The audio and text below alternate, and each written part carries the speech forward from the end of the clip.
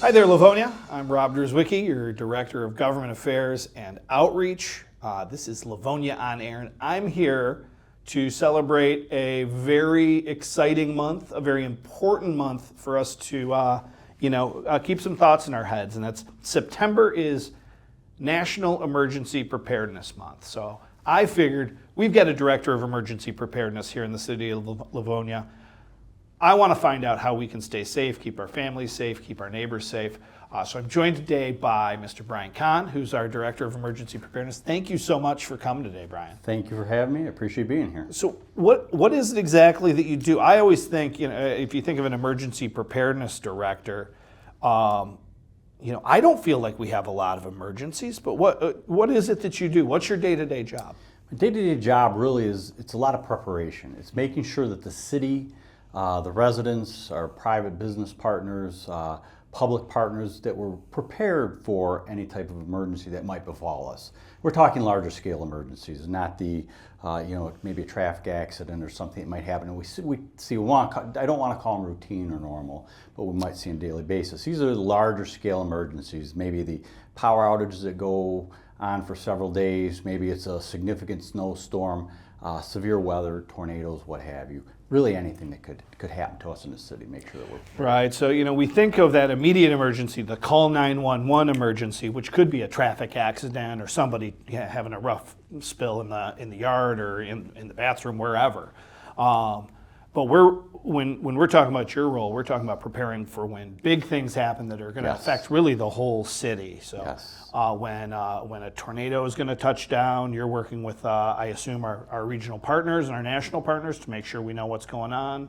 Yes, trying to stay informed as much as we can. So it's putting the pieces into place, so to speak, to make sure that when we either see something coming, like say weather, that we're talking with our partners. We have a great relationship with the National Weather Service. We talk to them routinely, first name basis, our state partners, and even a lot of our federal partners when it comes to a lot of different things that can happen to us.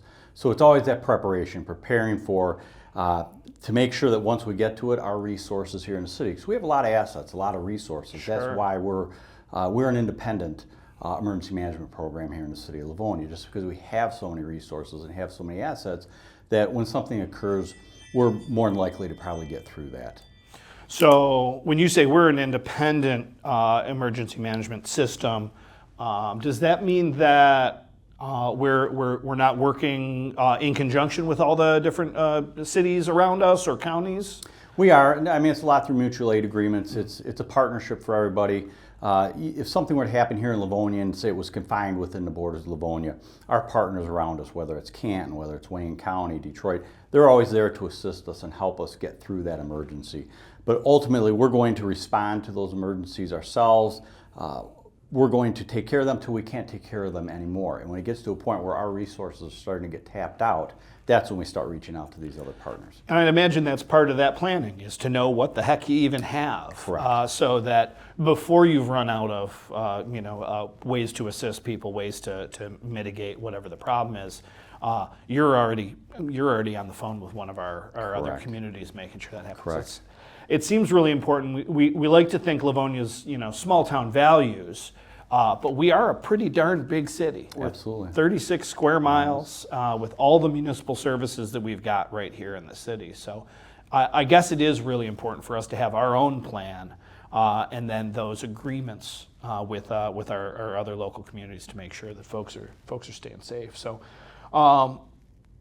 from my perspective, just me, Rob, the resident, what are the things that I can do to make sure that I'm keeping my family safe, that I'm prepared for an emergency? I know you know where all the bottled water is in town in case the pipes burst, right?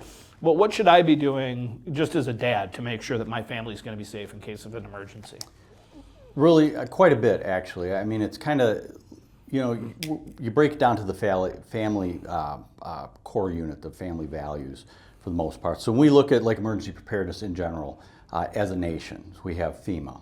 And there's a lot of obviously changes going on with FEMA, but FEMA continues to exist, and it's a good system to have there. So they have this overarching plan that they call the National Response Framework.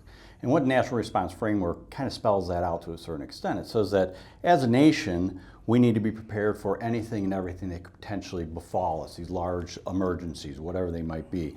But it also goes down that the states, the counties, the communities, the community groups, the churches, down to the family unit, have to take some type of responsibility and think about what could happen. Because really, ultimately, when we think, we have a lot of resources, and we've talked about that. But when you look at the stark reality is, there's probably about 1% of the population are first responders. So how many firemen are actually out on the streets of Livonia right now? How many policemen? Maybe 8, and we have our fire stations that are prepared to come out there. The staffing is there, but depending on the emergency, that staff can be depleted very quickly. So if that staff is tied up doing something else, how can we as an individual family, how can you as the father keep your family safe, or at least prepared for at least a certain amount of time to weather that first brunt of the storm, so to speak, and say, okay, we have this, we can at least get through this for the next 3 days. We say, 3-day period. Let's get through this for 3 days. We can huddle down, we can, have our fires, we have our generators, we have our water, have our food. We can at least get to this. Let the city take care of the big stuff that's happening right now, the very critical stuff that they need to get taken care of, and then we can start getting back down to the smaller units, down to the family members. So that's why it's important just to make sure that everybody knows and everybody's prepared to a certain extent, all the way from fathers, I'm a father myself, getting down and having my kids understand what happens when there's a power outage, what happens when there's down power lines. Where do I go if I need to contact somebody? Where do I want my kids? How close are we to our neighbors if my kids are coming home and maybe nobody's home yet? Where would I want them to go if there's no power in the house, or say there's something going on at the house they may need to evacuate or go to someplace else? Sure. So what are those tips? What are those top things that we need to do? Just when I go home today, what are the top 3 things I need to put on the marker board and say, all right, I need to make sure we've got plans for this going forward? What are those? I think, obviously it's going to be seasonal too. We're moving into fall and obviously winter coming up. Think kind of seasonally. We still have the potential for severe storms to come up, but we're also moving into maybe some heavy snowstorms. Some of the things we could think about is maybe having some type of plan. Hey, what do we do to generate a plan, or at least generate the conversation amongst our family members, with our wives, our sisters, brothers, sons, daughters, whatever it may be, on what we would do if, again, they come home and there's a power outage. Where do we want them to just come inside the house? Say DTE, who comes out and they do a great job and they're working very hard to get our power back up, but say there's a line down on a fence and a young child comes home and sees the fence taped up. Do we explain to them what that tape means? It means let's not touch the fence, because we don't necessarily know at this point in time what live wire might be down across that fence, or maybe to stay away from the trees or whatever it may be. Or having an evacuation. If there's a fire in the house, how do we get out? Where do we go? Do we have outside contacts that we could maybe call should there be an emergency? That maybe your kids are older and something's occurring here in Livonia. Maybe I have a check-in out of state. I'm going to call Aunt Mill and say, hey, Aunt, I'm good. I'm over at Bob's house. And then my daughter calls up and says, I'm over at Janie's house. At least we're checking in with somebody that's out of the area itself. And then we have that one person we can all go and make sure we're safe. Because that's the worst thing for me, is not knowing where anybody is as far as being a father. All right, it's funny you mentioned kind of the fire drill situation where you plan on. I remember, and we still do this now, when I was a kid, the fire department would come out to my school, they'd talk to us and they'd say, hey, make sure you've got a plan in case of a fire. But I guess we can expand that, right? Continue that conversation out of the fact that there's a fire and maybe there's a down power line, or the roads are so iced up that not only is your bus not coming, but Dad can't go to work, and the water's not working properly. Any of these unique situations where you have a sit down and you talk, okay, here's what we're going to do. Correct. Especially maybe with those kids that are getting up into that adult area. I got teenagers now. Mm-hmm. They're home alone a lot. So will they know what to do? Will they have the wisdom of the ages to know what to do in those situations? So I guess maybe September's a great time to rehash that with your kids. And Now, I know if I tell my teenagers not to touch a fence, they're going to touch that fence. But Yeah. if I give them a good reason why not, like, hey, it might shock you. This could be a very dangerous situation. We've had that situation in our neighborhood before.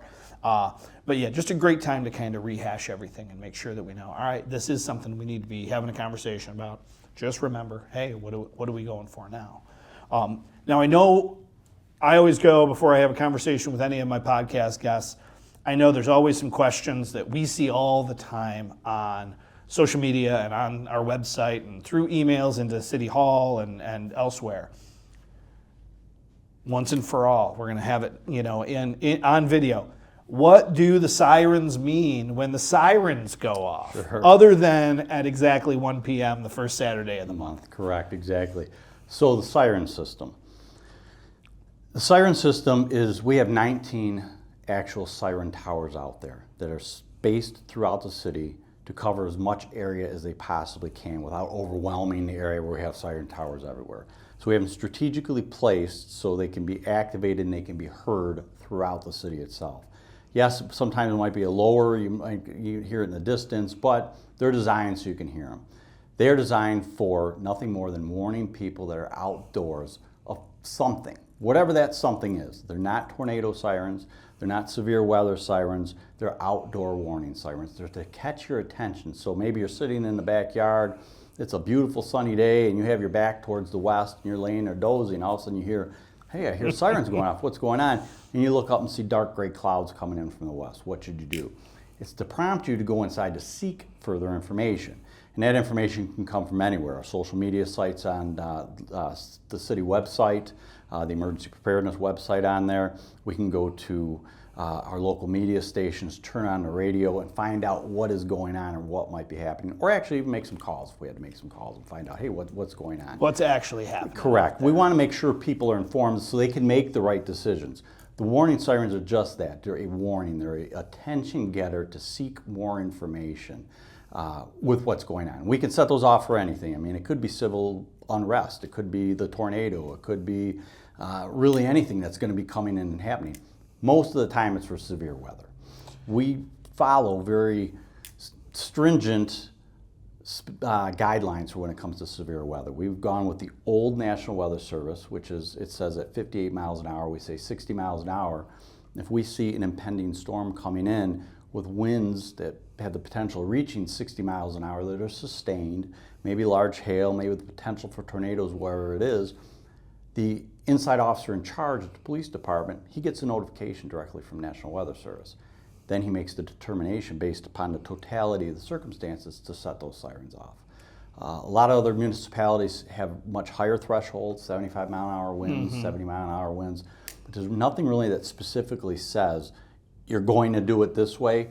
We choose to make sure that we would rather activate them and have people be safe and be irritated the siren was going off than be surprised at what's coming. Sure. Out of an abundance of caution, it seems that we want to set those sirens off, at a little bit lower of a threshold. It doesn't seem like that low of a threshold. It's still high. 10, correct. 15 miles an hour difference in wind gusts, or you said sustained winds. Yeah. But really, like you said, that's not an air raid siren. It doesn't mean the Kaiser's bombing us. It's not there's definitely a tornado here siren. That is there just to alert you and let you know to get into the house and find out what's going on. Correct.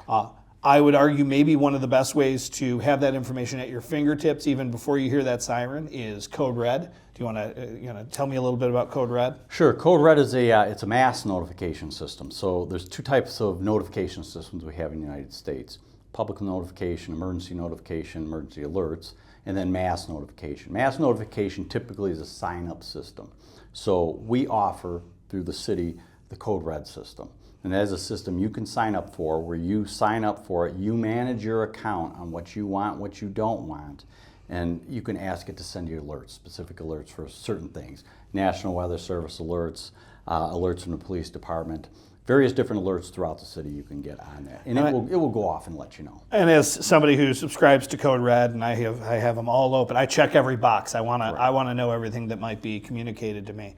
I know that it's always a race. It's, do I hear the siren first or do I get the Code Red message first? And I get it through email and through text, which is great because you're not always watching your email, but everybody's always checking their cell phone for text messages. Correct. So to have that information right at your fingertips is probably the quickest, safest way to see what's going on. Correct. And then you can go search out that further information, just based off of that as well. All right, so Brian, if I want to sign up for Code Red, or if I want to sign my kids up for Code Red, or my parents up for Code Red, or just let somebody know that they need to sign up for this to get those alerts, where am I going to go for that? We can go to the city website, which will give you a link to get down to it, or you can go to LivoniaCodeRed.com. All right, so LivoniaCodeRed.com is going to get them directly there. I'm sorry, LivoniaCodeRed.org. All right, cool. We're going to put LivoniaCodeRed.org Correct. right down here at the bottom of the screen. It's going to be great. Real fancy, graphics that we're going to put in there. I know that my dad relies on his weather radio. He's got one of those NOAA weather radios. Is that a good device to have around? Is that one of those things we should have, in the house just in case something's coming through? I think they're great. If I could buy everybody a weather radio, I would. I think they're great. I have one in my office. I have one at home. I have one up at a cottage the family has up north. They're phenomenal to have because they pick up your local weather station. So we're out of the Detroit National Weather Service, which is up in White Lake or Waterford, up in that area at Detroit Pontiac National Weather Service. So that's one we'll pick up. And this thing, you just set it and forget about it. Plug it in. You can put some batteries in if you want. You can get all kinds of different styles. But what will happen when the severe weather, National Weather Service out of Norman, Oklahoma, puts out that severe weather statement, because that's where they're coming from, and it gets transmitted into the office here in the Detroit Pontiac office, they send that alert out to NOAA Weather Radio. Initially, if you have it set up, you get this really annoying tone. It's very loud, and that's the tone you want to pay attention to, because that's the one that will get your attention. So hear the sirens outside, come in, now all of a sudden you hear your weather radio going off. You simply hit the button, and it comes on and tells you exactly what's going on. Hey, we have a storm coming in. It's going to hit Livonia in a matter of minutes. It's coming in from this direction, has this potential for wind, this potential for hail, whatever the case may be. That's the same information we base the decision to make, set our sirens off from, is the National Weather Service. They're the ones we get that information from. They're the ones that prompt us to set those sirens off. We don't make those arbitrary decisions. We leave it to subject matter experts, the National Weather Service. And the weather radio is another great tool to have that really everybody should have. Well, it's great to know. I'm sure you can find that on Amazon. We're not selling them on the city website, so and we probably can't afford to give everybody in the city one of these. Though, hey, a boy can dream, right? Yep. So I've got family that lives over on the south side of town, so close to Joy Road, just a couple of blocks north of Joy Road. Really, they're basically Westland. They're usual grocery stores in Westland, right? You live on the border there, but they are constantly hearing the sirens over in Westland. And I know, these are big municipalities. They're sprawling. How is somebody supposed to know whether it's our Livonia sirens going off or whether it's their neighboring cities, whether it's Northville, Westland, Farmington Hills, or otherwise? And that's a great question, because really each municipality has control over their siren systems. They own it. They determine when they're going to set them off. We follow this basic idea that National Weather Service indicates as far as when to set them off. We go with the stricter standards. If you hear a siren going off here along Joy Road, Westland may have some type of voice notification going off in their sirens. That might be an indicator. We have the ability to, but we typically do not do that unless we really need to, and that's at specific locations. One around Ford Field where the spree is, and one up at Schoolcraft College. That's where we deem that more necessary.